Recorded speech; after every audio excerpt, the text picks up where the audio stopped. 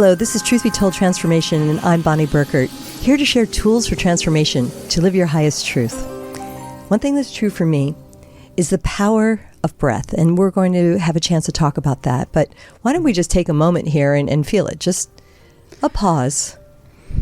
An inhale. Let's hold it. And an exhale even longer than that inhale. I know I just calmed myself, and I hope that you feel calmer too. Welcome to the show, Monica Garcia Duggal. How are you? I'm doing really good. Thank you so much for inviting me on your show, Bonnie. Mm-hmm.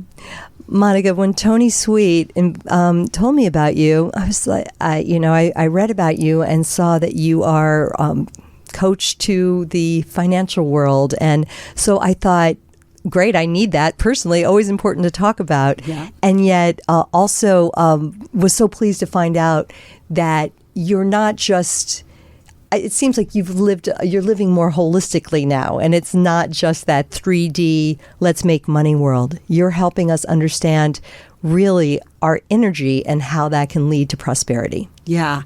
Actually, one thing that you had mentioned earlier in terms of even your journey in terms of just doing what you want and what you love, that's pretty much the way I've lived my whole life. And I think this is why I did come into being very successful, because I think it actually starts there. It doesn't start with the money. It doesn't start with finance. It starts with you just being really true to you and just really looking for what it is that you want. And when I tell people to look for what you want, like, you don't have to explain it to anyone. You don't have to get people's buy-in. That is, I think, where we hit roadblocks, when we start thinking about the external world before we're just having that conversation with ourselves. One of the terms I saw in the description of your book, and I read this on Amazon, everybody. Here's the book, and Tony's going to show the cover for those of you on YouTube. The Power of Breath, the Gift of Self-Actualization Through Meditation. So we'll talk about the meditation part, Monica, but I wanted to say you made a reference, and I like this. It's been on my mind lately, working from the inside out versus the outside in. So it might be an example. I want to be a millionaire, or I want to work on Wall Street, or something like that. Like be with the big dogs there. Yeah. So you're obviously a woman who is working in that world, and yet I don't know what came first. I mean, did you have this practice that we're going to talk more about first, or did you find yourself as a businesswoman and then the spiritual practice came second? That's an amazing question, and I don't think that I'm a normal person in terms of for an entrepreneur, because I was actually raised by an entrepreneur. My mother, not only was she an entrepreneur, but all her friends were entrepreneurs. So here I thought, okay, women are entrepreneurs or business owners or successful. So not only that, my mom was pretty religious. So she did, and I wouldn't call it meditation, but I think meditation and breathing and just really being reflective can be done in so many different ways. So basically what my book is like, do it however you want, but to have that quiet time is so important. So even though my mother she would do prayers and rosaries, that's still giving you the downtime. So in terms of me being, introspective, I think I was raised in that kind of that way. But then now the business part is, my mom was an entrepreneur. So when I was a kid, she would teach me about everything, like customer service and marketing and investing and interest rates. And I'm a kid. I'm like, why are you giving me all this stuff? I don't interest rates, man. Yeah, I want to go to the park. work. Yeah. No, I actually was fascinated by it. I was, and so what ended up happening is I wanted to go to law school, but I ended up in investment banking, and I'm like, what the heck am I doing here, right? Like, you had kids from like Princeton that had worked their whole lives and, struggled to get into these positions, and here I'm sitting here with an English and rhetoric major, but I fell in love with it. I fell in love with the finance. But the interesting part, the book here for breathing, when I was at UC Berkeley, I started getting migraine headaches. And so what ended up happening is I couldn't take any more medication because that stuff, if you don't really deal with the reality of it, you could have migraine headaches for like as part of your who you are. Yeah, and so tough. Doing the meditation class, it actually helped me heal that. So the interesting part is when I ended up in investment banking, it's really high energy, but I would use the breath work. Like if we were going to have a meeting or something, I would literally go into like a quiet place, do some meditational work, and then come out. And so it gave me this calm in a very high pressured environment. Isn't it a wonderful thing when you get to a point in your career that you can be, and I mean, maybe modern day less so, but I would say as a woman in the business, starting in the 80s, very fully through the 90s, I had to hide my spiritual interests. And I was in a creative field. I worked in the record business. So people were definitely open to it. But I definitely, like, you didn't talk about things like, oh, it's a full moon, and that's maybe why everybody's got, extra agitated today. Or you didn't talk about that. You got labeled as weird or woo-woo, even though I don't think that word existed back then. But isn't it interesting when you finally can integrate really the truth of who you are with your professional life? It becomes this aha moment, I think. Yeah, and I think just to be clear, I think you have to be around amazing, powerful people to be able to do that. Okay. I think when you're around people that are just trying to figure out their stuff, or they're very insecure, or they're hiding from themselves even, or how about this, they can't even realize that they need something or they want something, right? Because they're just living by somebody else's values. They're living by somebody else's definition of what life is and what it should be. So when you're around people like that, then things are just frightening for them. So I don't even think that it's that they wouldn't even allow you. It's just because they haven't allowed themselves to just really show up, right? Because when you really show up for yourself and you're really there for yourself, everybody can do whatever they want. Like, it's fine. Then you're doing your stuff, right? And so when you're in an amazing environment like that, where people are allowed and they're safe and they feel in a safe environment, then, all that is pretty cool. Yeah. And then it becomes curious and it's like, oh, tell me more about that. Well, it provides some levity in the stress of the workaday. If you can, I don't know, have some fun and 100%. I don't know, 100%. Sort of believe in, like, oh, let's, I don't know, just to put good energy around the work. And it doesn't only have to be the efforting. Yeah. Right? And that's also a term that I saw, sort of, what was it? Alignment versus effort. No, but that's exactly right. That's exactly right. So what I think is in our life, and I think I mentioned this. I mentioned this quite a bit. It's like we are here, right? We're on this journey. So exactly what you said, levity. Like make it fun and happy. Like, who doesn't want to be in that environment? Like, truly, like seriously. Yeah. If they knew how to do it, they would do it. If they knew, if they could do it, they would do it. Like, I would say 0.001% may be the people that, I don't know, maybe wouldn't. But I think for most people, they would want to be happy. They would choose lightness. They would choose happiness. Like because I think everybody just wants their families to be fine. They want to be okay. They want to contribute. I really truly think that that's the case. Maybe I'm naive, but it makes me happy just thinking that. I like it. You're from California, correct? Yes, and Yeah, I was so born in Santa Monica. your business has mostly been here. I always just think about the distinction between maybe West Coast, East Coast. Oh and all in yeah, between. I think East Coast, because the weather is so harsh, it kind of explains everything. No, I'm just kidding. No, I really I don't know. I just It's interesting to look at different styles of, Yeah. we could say business, Yeah. because I think that's part of what we want to get at is sort of what we're like in our work life. yeah. Things have changed a lot, especially in the last 5 years, Yeah. since 2020. So, and I think, different generations. I haven't been in an office work setting in a while now, like in about 15 years. And so I've been working for myself. And it's great. I mean, that part of it is great. And yet I can imagine that things are opening up in the work world, that people, again, being your authentic self is what we're going for.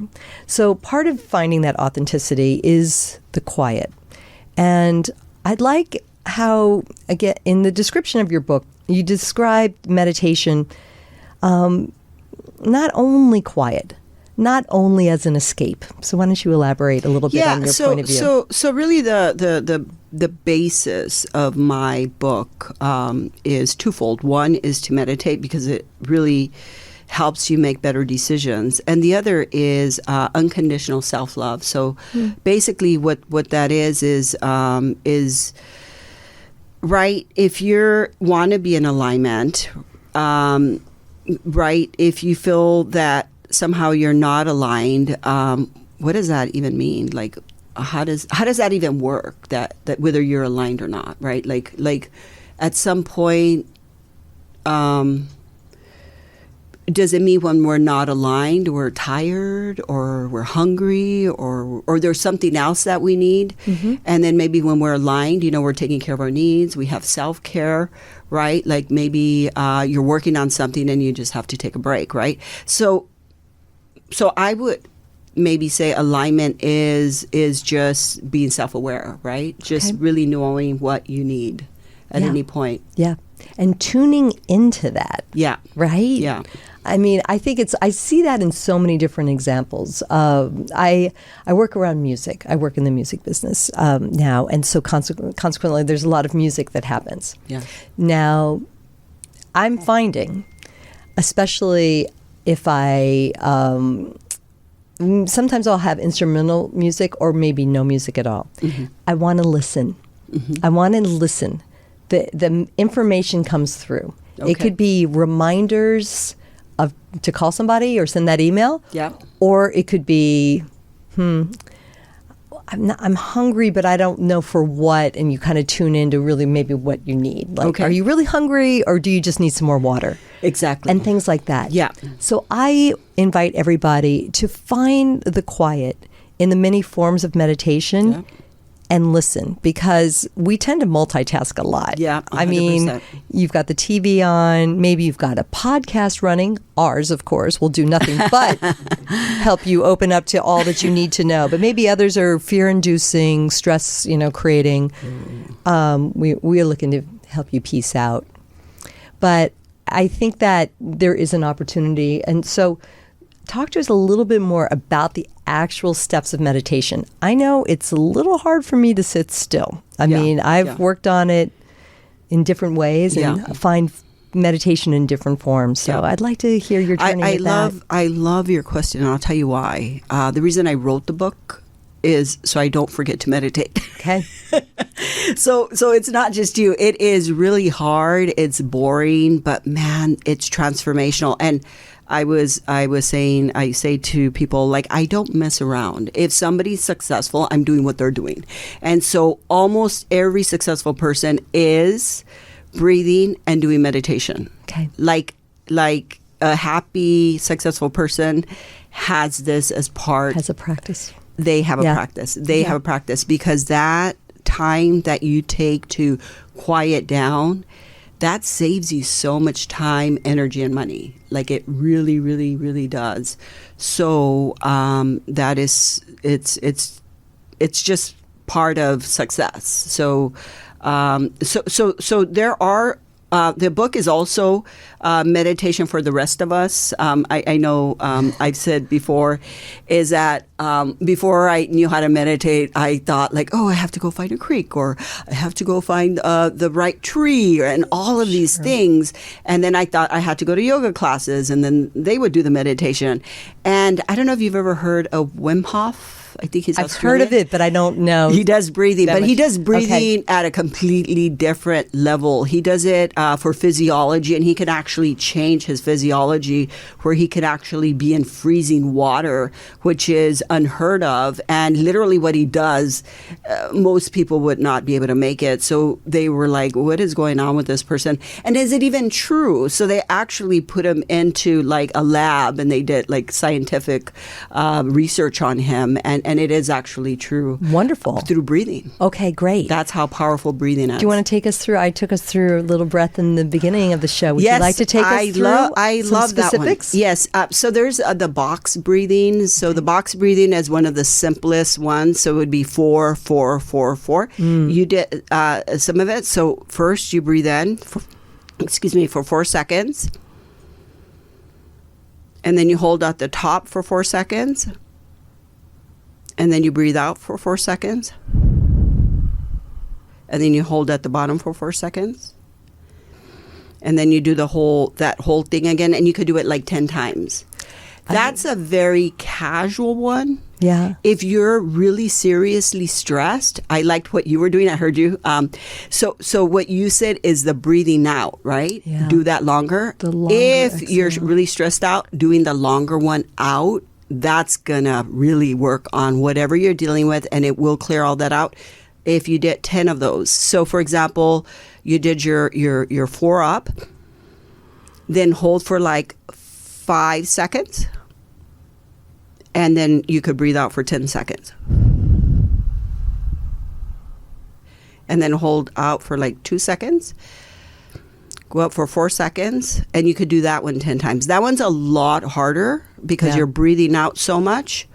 But if you're really stressed out and you do that one, you will. I really noticed that, by the way, and I was only half doing it. Well, I was more than half doing it, but I did the full exhale. That exhale. So, okay, take note, Powerful. everybody. Tools for transformation, everyone. Powerful. Pay attention to that exhale. Yeah. And holding the breath out after the exhale, pro tip for sure. Yeah.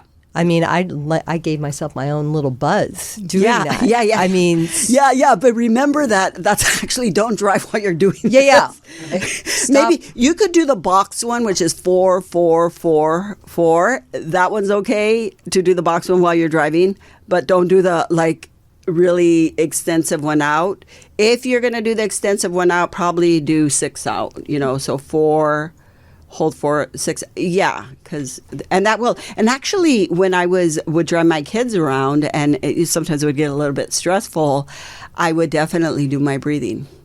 Yes, it does really, really, really help. I mean, I do that and mantra. I've had a lot of yogis and kirtan performers on, and we always talk about the finding. I mean, it's almost the equivalent of a rosary, repeating the rosary. Exactly. It's just like finding that mantra just to shift you out. But don't forget, if you're saying a mantra out loud, I mean, in internal recitation, internal chanting, for sure, also really great. But if you're saying it, there's a breath involved, right? Yeah.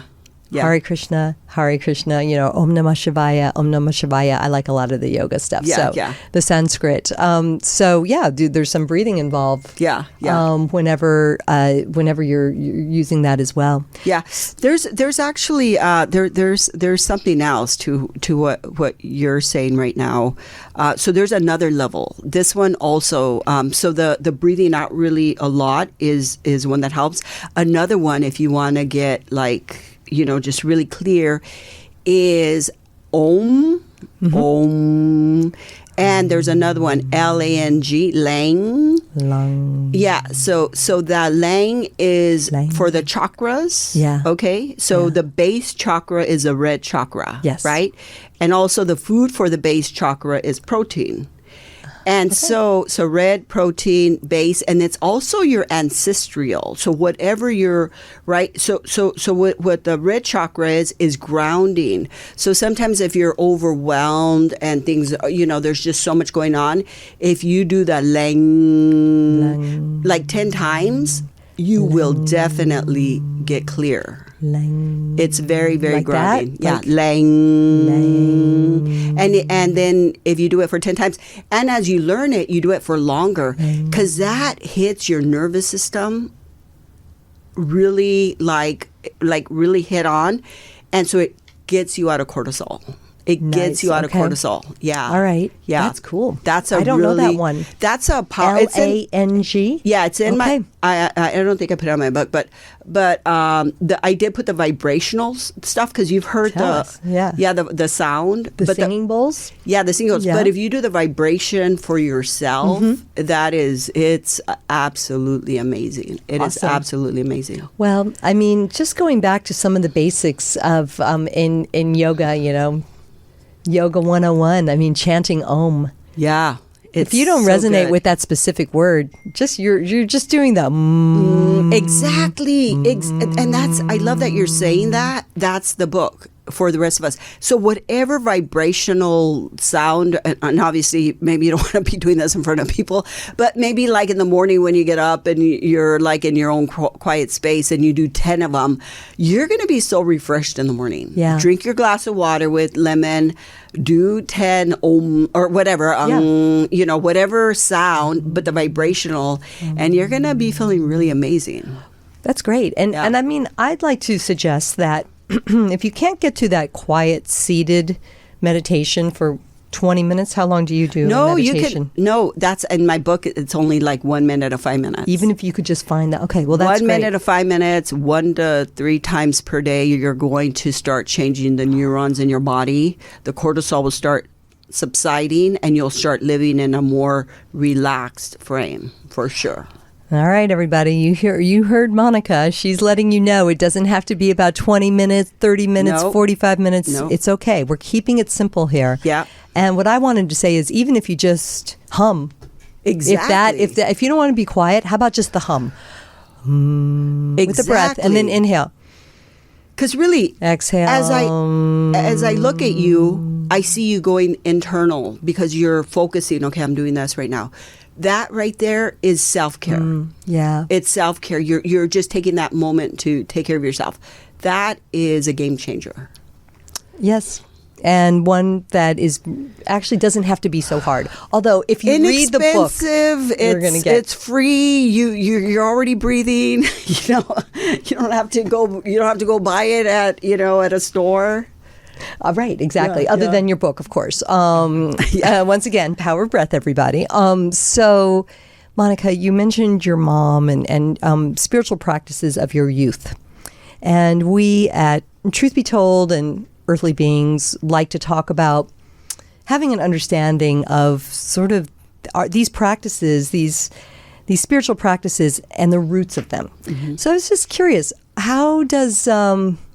you said that there would be prayers, rosaries, thing like that. How does that inform where you're at with your practice now? Yeah, definitely. That's a great question. So even though I wasn't religious, right? Because I just, you're the kid, so sometimes you're like, I don't want that. I definitely did. And then she would always give me like the blessing everywhere I went. She would always give me the blessing. It's like, okay, It's nice. I mean, it worked. Yeah, it was beautiful.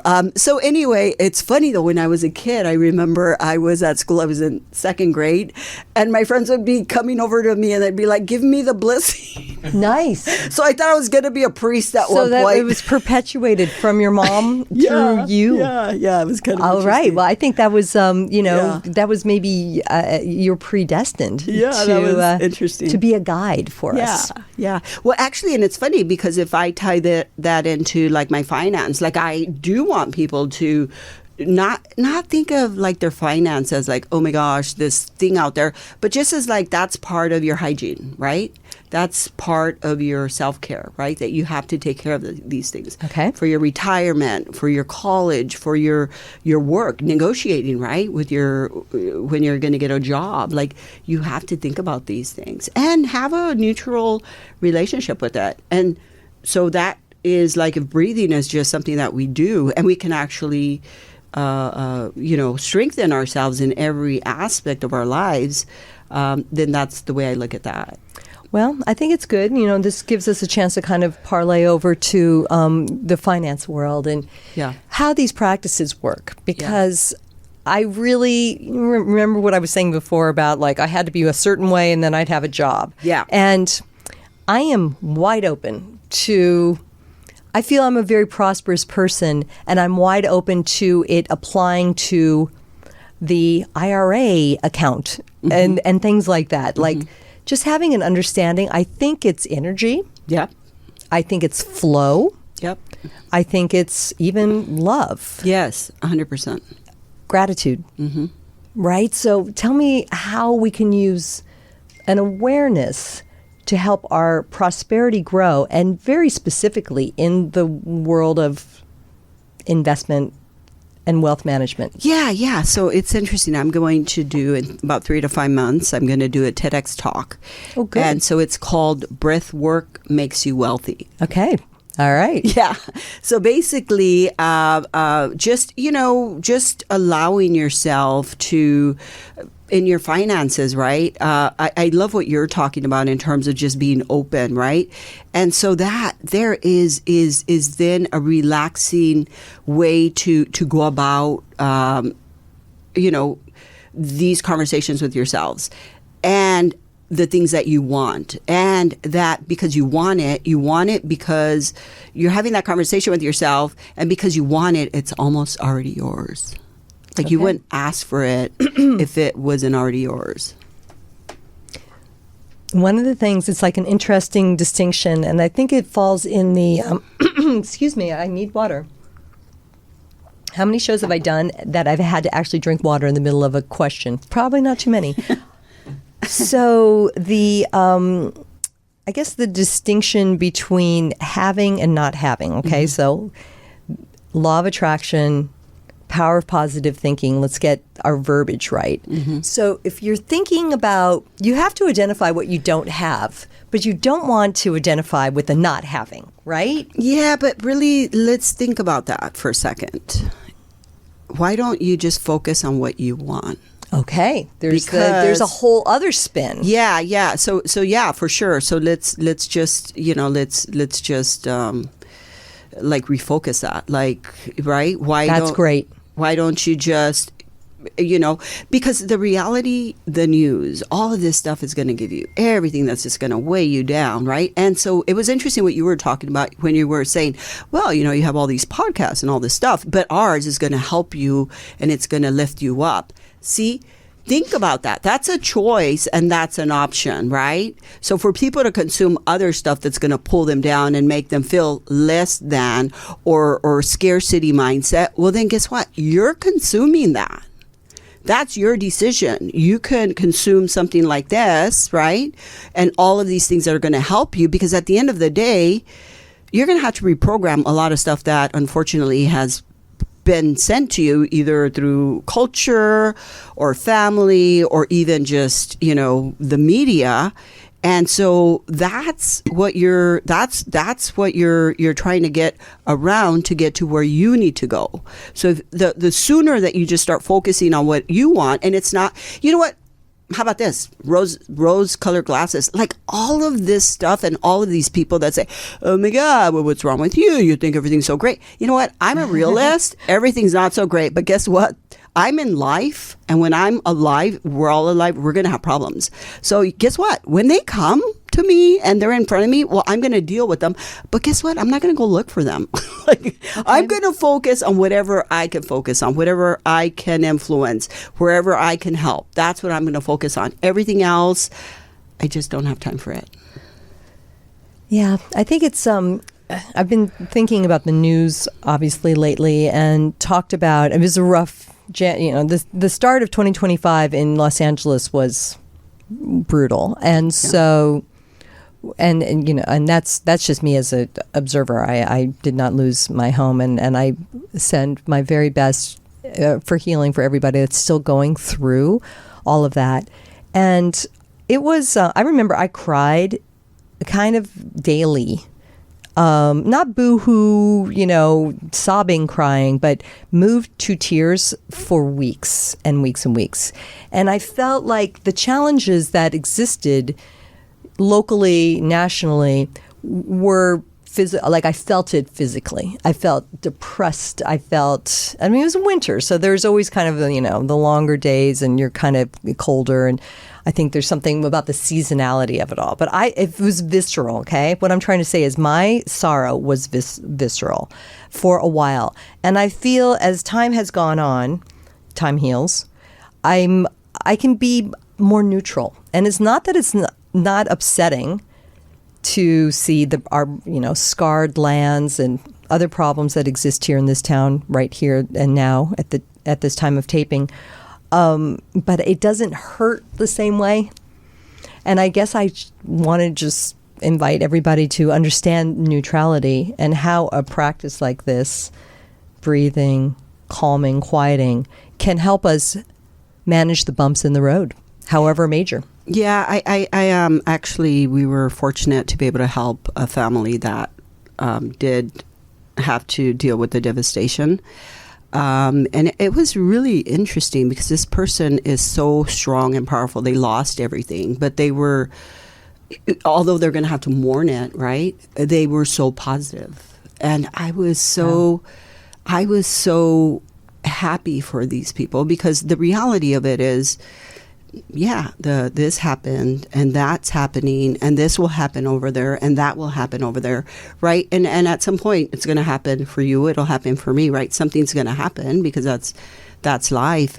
So I just thought that, that was pretty cool that she could Beautiful. Just, like, all right, we got to find another place to stay and this and that. And I'm really happy to be housing this family because, I'm like, I love that this is so hard for you. And I love that you're a leader, right? You're a leader because, you have to deal with this devastation, but, you're trying to figure it out, right? For you and your family. Like, okay, well, then what's the next step, right? And so I think that there's a Chinese proverb that says when there's a crisis, one strike is a crisis and the other strike is the opportunity.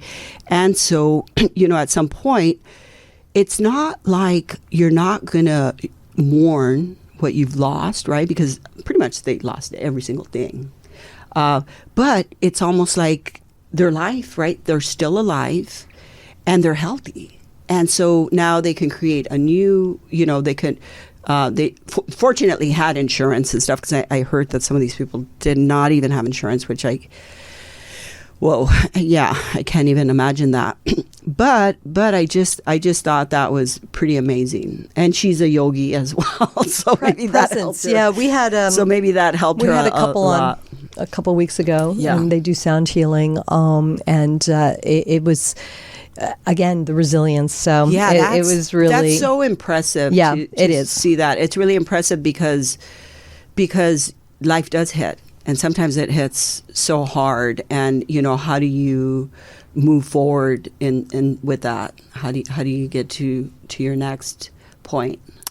Meditate. Yeah. Breathing. Yeah. Presence, moment by moment by moment. Yeah. So another note I took... from the description of your book, optimization versus escape. Meditation is optimization versus escape.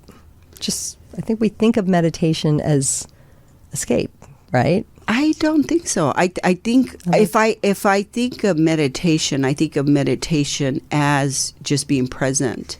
There's a couple of things. Because if I think of breathing, right? So the way I look at meditation mostly is through breathing. So when we come in this world, we're breathing. When we leave this world, we're not breathing anymore.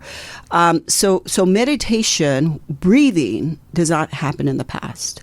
Breathing does not happen in the future. Breathing only happens in the present. So anytime you're focusing on your breath, you're actually only like really truly being alive, because you can't be alive in the past. It's gone. The future, well, we have to see. But every moment that you have, you can be present, and you can really take it in and do whatever you want with that moment. Because that moment's going to be gone in the next breath. Okay. Yeah. Presence. And this applies. It's a present. It's a gift. Oh, yeah, you're right. It's a gift, yes. So, everyone, that applies to certainly your physical well-being. Yes. But Monica Garcia Duggal is here to remind you that it can apply to your financial well-being as well. 100%. She's a successful wealth expert, expert in financial advice, guiding. I know everything from like personal finance to legacy wealth. So, because I've studied everything. My family gets so tired of listening to me. They're like, why do you talk about that? But it's just really interesting to me. And what's more interesting is that I just find that, it would be great for people to just have more of a neutral relationship with it, and like a better relationship with it. So that's why I'm so passionate about it. It's great. Well, congrats on this book. I look forward to a closer look at it. Okay. And any final words to inspire everybody on their spiritual path that leads to prosperity? Yeah, just breathe and just enjoy your journey and whatever it is that you want. And just remember, if you want it, it's already yours, right? You don't have to explain it to anyone. You don't have to do anything. Just go and do you, because this is not a dress rehearsal. This is real life. And so just live it, play it, get in the game and play. Excellent. I love that. Everybody, that is www.monicagarcia, and Duggal is spelled DUGGAL.com if you want to learn more about the work that she's doing and how to up level in so many different ways. Yes. It's really great. I love hearing about the tools, and I love knowing that these tools are applied to a successful work life. And definitely. Albeit we have we've got the good fortune of good fortune in this country. So yes. Let's be mindful. Let's use it mindfully, right? Yeah. Let's achieve it. Let's achieve that fortune, and then use it very mindfully. Mm-hmm. Amen. Thank you so much for coming on and talking to us. Thank you. Appreciate Truth Be Told Transformation, everybody. Bonnie Burkert here to invite guests and speak to guests that are helping us just be better in this world. And I invite you to like and follow and share this with anybody and let them know we're here. Don't forget, Tony Sweet, Fridays at 3 p.m. He gathers the community live. So get on the YouTube channel, which is Club Paranormal, Truth Be Told, on YouTube to see Tony and friends. Robert Hensley is reminding us to rewild with new episodes on Monday. And be sure to find us wherever you can. And we are on podcast platforms as Truth Be Told Paranormal. We'll find you super soon. And until then, I invite you to shine on.